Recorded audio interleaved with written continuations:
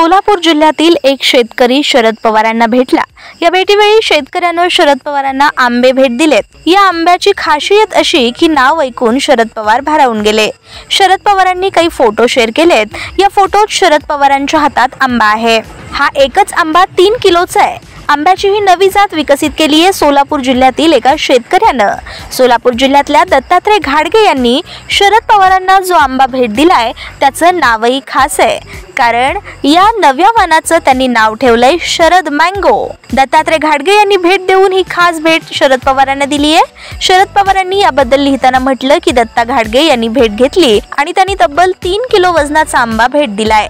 फळांचा राजा असलेला आंबा आपला गोडवा टिकवून प्रयोगशील आंबा बागायतदारांना समृद्ध करतोय हे पाहून समाधान वाटतं। शरद पवारांनी आंब्यांच्या पेटीचेही फोटो शेअर केलेत। दत्तात्रय घाडगे हे सोलापूर जिल्ह्यातील माढा तालुक्यात असलेल्या अरण या गावचे आहेत। त्यांनी आमराईतील आंब्याच्या वेगवेगळ्या जातींच्या झाडावर प्रयोग करून हा आंबा विकसित केलाय।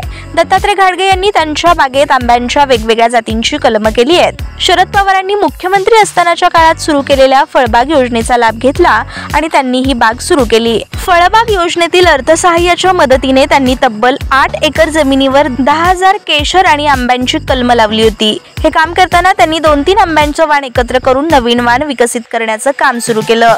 दत्तात्रय घाडगे यांना त्यात यश आलं आणि त्यांनी सुरू केलेल्या फळबाग योजनेच्या मदतीनं आणि पवारांनी सुरू केलेल्या फळबाग योजनेच्या मदतीनं ही बाग उभी राहिल्यानं त्यातूनच आंब्याची नवीन जात विकसित करण्यात त्यांना यश आल्यानं त्यांनी या आंब्याचं नाव शरद मँगो असं ठेवलं आहे।